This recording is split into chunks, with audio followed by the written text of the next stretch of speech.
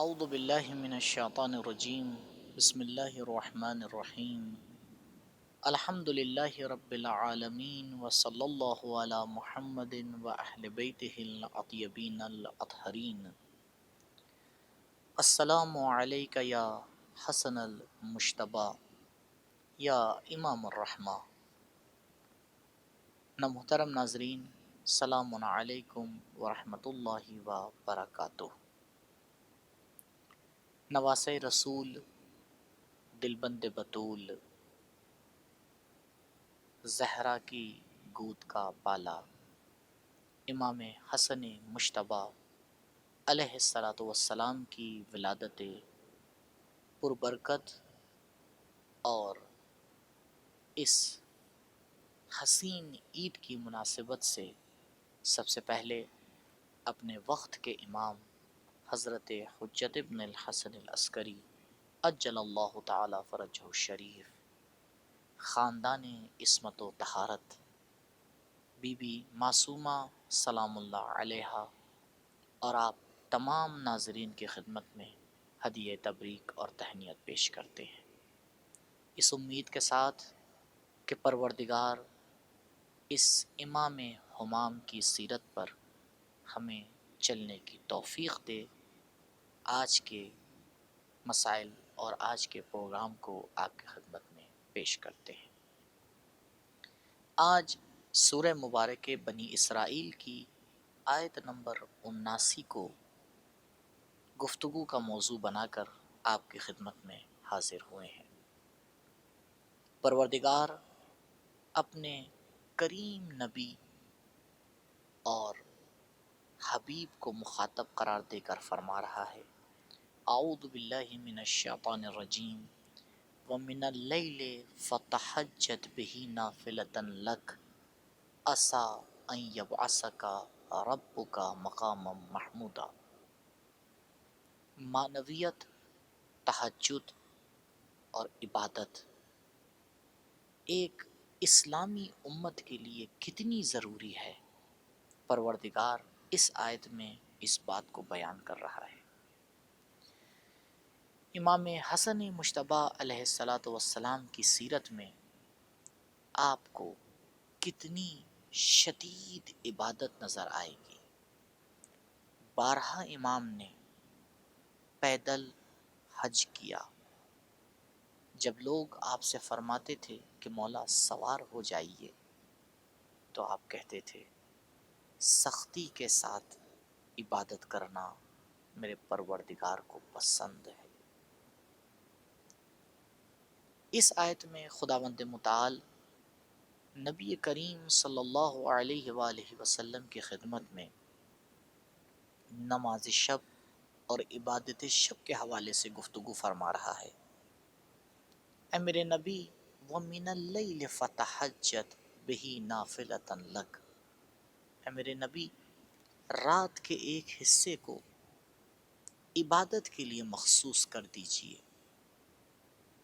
پروردگار اس عبادت کے نتیجے میں آپ کو مقام محمود عطا کرے گا۔ مادی زندگی، دن بھر کی بھاگ اور دوڑ، مال و دولت میں الجھے رہنا، مادیات کے ساتھ اپنی زندگی کو بسر کرنا انسان کی زندگی کو تھکا دیتا ہے۔ جب انسان دن بھر کی بھاگ دوڑ کے بعد بستر کے اوپر سر رکھتا ہے، یہ اس کا دن ختم ہو جاتا ہے۔ عزیزوں، اب جب دوبارہ وہ صبح آنکھ کھولے گا، ایک نئی زندگی کا آغاز ہوگا، ایک نئی لہر آئے گی اور ایک نئی تراوت اور نئی امید کے ساتھ وہ اپنے نئے دن کا آغاز کرے گا۔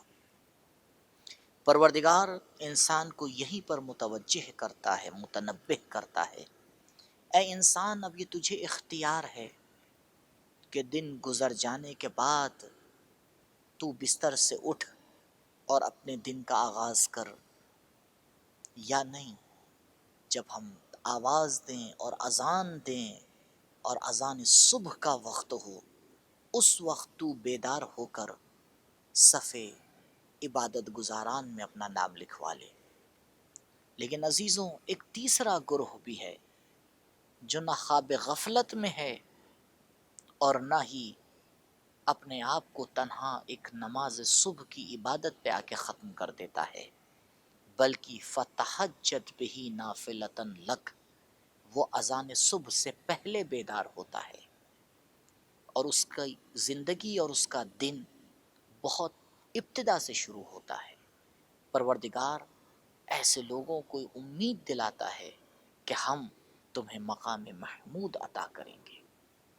علماء نے مقام محمود کی مختلف تفسیریں پیش کی ہیں، لیکن یہاں جس بات کو آپ کی خدمت میں عرض کرنا ہے وہ یہ ہے، آپ سوچیں ایک انسان 9، 10، 11 بجے اٹھتا ہے، کتنا دن ختم ہو چکا، اب یہ چاہتا ہے کہ اپنی زندگی کو شروع کرے، اپنی صبح کو شروع کرے، تو کیا آپ کو لگتا ہے کہ یہ کامیاب ہو سکے گا؟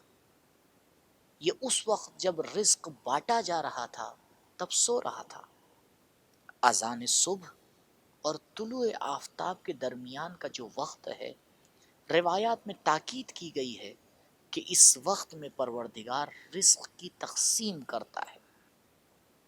تو جب تقسیم رزق کے وقت یہ سو رہا ہے، پھر آ کے یہ شکایت کرتا ہے کہ میری زندگی میں برکت نہیں ہے، میری زندگی میں ترقی نہیں ہے، میری زندگی میں کمال اور عروج نہیں پایا جا رہا ہے، تو بتائیں آپ اس میں کس کا ہاتھ ہے؟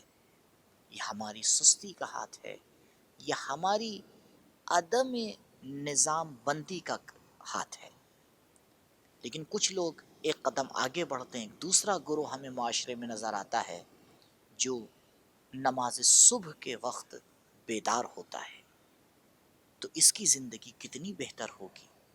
لیکن ہاں عزیزوں، ایک تیسرا گروہ بھی ہے جو اس آیت میں پروردگار کا مخاطب ہے۔ آیت نمبر 18 اور آیت نمبر 26 اور 20 میں بھی معنویت کا ذکر ہوا ہے۔ اے کاش انسان معنویت کے ساتھ ہمکنار ہو جائے۔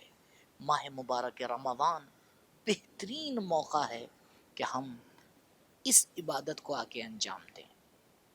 جب انسان سحر کے لیے اٹھتا ہے، چند منٹ پہلے اٹھ جائے اور سحری نوش کرنے کے بعد اپنا کچھ وقت نماز شب کے لیے آ کے مخصوص کر دے، دھیرے دھیرے ماہ مبارک میں عادت ہوگی، انشاءاللہ پروردگار ہمیں توفیق دے گا کہ ماہ مبارک کے بعد بھی ہم اپنے آپ کو نماز شب، معنویت اور عبادت کا عادی بنا سکیں۔ اس امید کے ساتھ کہ ہماری زندگی عبادت اور معنویت سے بھرپور ہو، آپ کی خدمت سے خدا حافظ کرتے ہیں، اس امید کے ساتھ کہ انشاءاللہ دوبارہ آپ سے ملاقات ہوگی۔ ایک مرتبہ پھر اس عید کی مناسبت سے آپ کی خدمت میں ہدیہ تبریک پیش کرتے ہیں۔ والسلام علیکم ورحمۃ اللہ وبرکاتہ۔